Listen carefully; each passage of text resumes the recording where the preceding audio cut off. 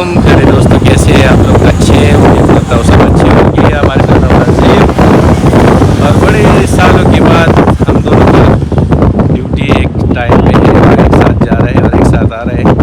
ये तकरीबन 5-6 साल के बाद मिला ये मौका हम लोगों को। अभी हम लोग जा रहे हैं ड्यूटी पे और एक सवाल है मेरे ज़हन में आप लोगों से के साथ शेयर करना था कि दुबई की इतनी बड़ी गर्मी में लोग कैसे ज़िंदा रह सकते हैं।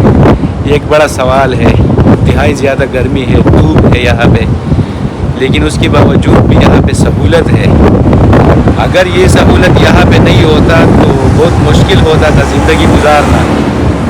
गाड़ियों का शोर है यहाँ पे और गाड़ी चल रहे, हम कैसर का इंतज़ार भी कर रहे हैं, लेकिन बहुत मुश्किल होता था अगर यहाँ पे एसी नहीं होता था, यहाँ पे सहूलत नहीं होता था तो ज़िंदगी यहाँ पे दुबई में इतनी गर्मी में बहुत मुश्किल होता था।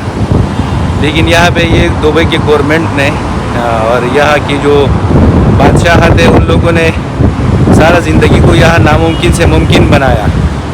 ये बहुत कोशिश किया उन लोगों ने इधर दुबई को स्टेबल करने के लिए और अल्हम्दुलिल्लाह ये हमारा दूसरा घर माना जाता है। पाकिस्तान के अलावा अगर हमारा दूसरा घर है तो दुबई है।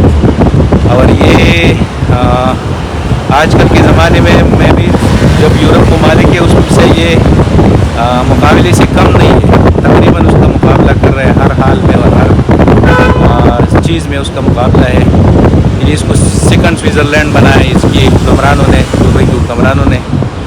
तो हमको सबका शुक्रिया अदा करना चाहिए और ऐसा हुक्मरान अगर पाकिस्तान में हमको मिले तो क्या बात है फिर। लेकिन वहाँ पे पूरा डिक्टेटर बैठा हुआ है, जो भी आता है वो अपनी जेबी भर के लेके जाता है और कोई कौम के बारे में और मुल्क के बारे में कोई नहीं सोचता है। तो ये तो सादा सीधा कहानी है और हमारे साथ औरंगज़ेब कैसर का इंतज़ार कर रहे हैं, वो जैसे आएगा तो हम लोग ड्यूटी जा रहे हैं। इंतहाई गर्मी है, गर्मी में हम दोनों खड़े हैं और ये तकरीबन कल नहीं परसों पाकिस्तान से आया है ना।